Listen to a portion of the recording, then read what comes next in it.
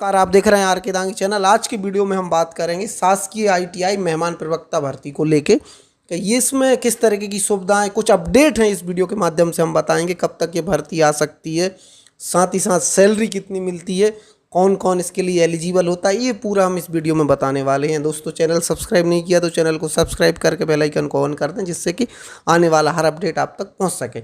सबसे पहले मैं बता देता हूँ कि आईटीआई में जो मेहमान प्रवक्ता हैं उनकी तनख्वाह 20,000 कर दी गई है और उनको एज अ फुल टाइम अभी वर्क करना होगा आईटीआई में। उनको सीएल वगैरह, मतलब जो अवकाश रहता है 13 दिन का, वो सारी चीज़ें भी मिलने वाली हैं। वो इसमें बता दूं आप, फिर इसके बाद मैं बताऊंगा मेहमान प्रवक्ताओं के लिए विस्तृत निर्देश क्या हैं, वो किस तरीके से फॉर्म भरते हैं, कैसे क्या क्या योग्यता रहती है। देखिएगा, ये जारी हुआ था, उसमें देखिएगा ये 13 तो आपको छुट्टी मिलेंगी, 13 के अलावा 3 आपको ऐच्छिक अवकाश रहते हैं जो कि गवर्नमेंट एम्प्लॉय को भी रहती हैं। और साथ ही साथ जो तनख्वाह है आपकी 20,000 है, और उसको निकालने का जो तरीका है, उपस्थिति दिवसों की संख्या, माह में कुल दिवसों की संख्या, इस तरीके से निकाला जाता है। कोई भी अगर वर्किंग डे, जितने दिन भी कार्य दिवस हैं शनिवार रविवार को छोड़कर, उसके हिसाब से आपकी कैलकुलेट की जाएगी। पहले वो 5 घंटे का 110 रुपये पर कालखंड ऐसे कुछ रहता था, वो चीज़ें समाप्त कर दी हैं। आयु सीमा 62 साल कर दी है। और ये इस तरीके से जो आपको बाकी के जो आईटीआई में अभी पूरा आपको करना है, पढ़ाना भी है, प्रैक्टिकल भी कराना है, दूसरे भी कार्यक्रम जो भी रहते हैं आईटीआई में, चाहे एडमिशन हो, सारी चीज़ें आपको करनी रहेंगी। और ये जो आपका अनुबंध 11 महीने का रहेगा, ये आपको क्या करना रहेगा, ये कंटिन्यू रहने वाला है।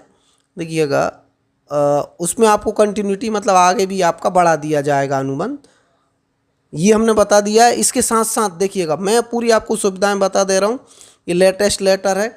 अभी हम बात कर लेते हैं, देखिएगा भर्ती को लेके पूरा मैं बता देता हूँ। ये दिशा निर्देश हैं मेहमान प्रवक्ताओं के। ये जो पोर्टल है mpskill.gov.in, यहाँ पर आपको विज्ञप्ति देखने को मिलेगी। आपको ये वाली वेबसाइट लगातार विजिट करते रहना। यहीं से आपको संभाग वाइज, ये क्या है, एक संभाग स्तर की भर्ती रहती है, भोपाल, जबलपुर, यहाँ अलग अलग जगह पर अलग अलग आईटीआई में जो रिक्त पद रहते हैं उसके हिसाब से वैकेंसी निकलती है। लेकिन आप कई एक साथ सारे विभागों में भी एक बार भर्ती हुई थी। अभी जैसे मान लेते हैं भोपाल संभाग में कहाँ कहाँ पद हैं, जबलपुर में कहाँ कहाँ हैं, वो चॉइस फिलिंग आप करेंगे जगह के हिसाब से और ट्रेड के हिसाब से। इसी के साथ साथ देखिएगा, अगर जो रोस्टर का यूज़ होगा वही है SC ST OBC का, ये उन्होंने बता दिया है। डिग्री डिप्लोमा को लेके भी 50% रिजर्वेशन है। ये ज़्यादा चीज़ें हैं नहीं है। सबसे अच्छा है कि देखिएगा, जो परमानेंट ट्रेनिंग ऑफिसर बनने के लिए योग्यता है, वही मेहमान प्रवक्ता बनने के लिए भी योग्यता इन्होंने रखी है। मतलब कि आपने अगर ITI पास आउट कर लिया है जिस भी ट्रेड से, अगर उस ट्रेड में अगर मेहमान प्रवक्ता की वैकेंसी निकलती है तो आप उसके लिए अप्लाई कर सकते हैं। इसमें ये देखना, SC ST OBC जनरल अलग अलग टाइप की अनारक्षित सीटें रहती हैं, कुछ महिला पुरुष की रहती है, तो आपको वो एक पूरा व्यवस्थित विस्तृत आपको जानकारी मिलेगी। ठीक है, ये आपको क्या करवाना रहता है, जैसे ही आप वैकेंसी आती हैं आप ऑनलाइन फॉर्म भरते हैं, फिर आपको जहां आपने अप्लाई किया है किसी एक संस्था में जाकर डॉक्यूमेंट वेरिफिकेशन कराना रहता है। उसके बाद जो लोग वेरीफाइड करवा लेते हैं, ऑनलाइन पोर्टल पर वेरिफिकेशन होता है, वेरीफाइड कैंडिडेट की मेरिट लिस्ट बनती है। मेरिट लिस्ट बनने के लिए भी उन्होंने पूरा एक जो टेबल में बताया हुआ है, जैसे आपकी जो योग्यता है डिग्री डिप्लोमा, इसके अधिकतम 70 नंबर हैं। ITI, अगर आपके ITI में परसेंटेज ज़्यादा हैं, डिग्री डिप्लोमा जो उन्होंने जोड़ा हुआ है उसमें आपको पॉइंट ये 7 का मल्टीप्लाई करना रहेगा। अधिकतम 7 बोलेंगे 70% या 70 मार्क्स उसके रखे गए हैं। जैसे मान लेते हैं 80% हैं अगर आपके ITI में, तो आपको 0.7 का मल्टीप्लाई करेंगे हम 80 में, तो 56 करके, मतलब 7 का मल्टीप्लाई कर देते हैं हम, सीधा सीधा आपको निकल के आ जाएगी। फिर साथ ही साथ जो उच्चतर योग्यता, ये होना जरूरी नहीं, अगर आपके पास है तो आपको बोनस अंक दिए जाएंगे।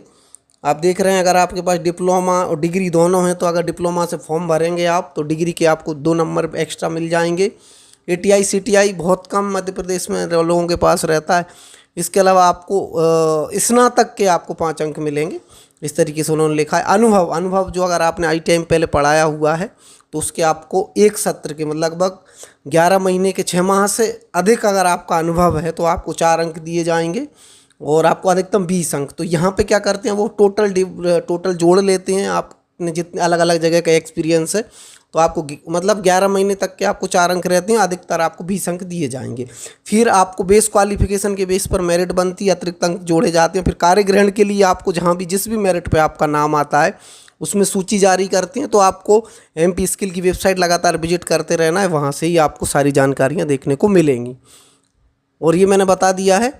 अब इसके हिसाब से अब आपने पूछा कि कब वैकेंसी आएगी, देखिएगा अभी एडमिशन प्रोसेस चालू है, साथ ही साथ अभी सभी ITI से जानकारी मांग ली गई है कि कहाँ कहाँ पर किस किस में ट्रेड में या किस में मेहमान प्रवक्ता की आवश्यकता होगी, तो वो जानकारी के हिसाब से रोस्टर के हिसाब से वैकेंसी शो करा दी जाएंगी।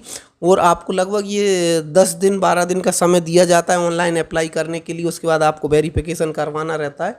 तो ये बहुत जल्द अगले महीने में आपको मतलब जून के एंड या जुलाई, मतलब आप ये मान लीजिए लगभग 10 जुलाई तक ये आवेदन मांगने की पूरी संभावना है, क्योंकि जब आपका 1 सितंबर से नया सत्र चालू होगा, ये एडमिशन प्रोसेस जैसे ही कंप्लीट होगी आपको बुलाया बाद में जाएगा। एडमिशन प्रोसेस में थोड़ा समय लग रहा है, उसी हिसाब से आपकी जो वैकेंसी है आ जाएगी। बस आपको चैनल पर जरूर बने रहना है और इस वेबसाइट को विजिट करते रहना है। हमारे चैनल पर सबसे सही सटीक जानकारी और आपके जो भी डाउट रहेंगे वो हम चैनल पर उनका सॉल्यूशन भी देंगे लगातार।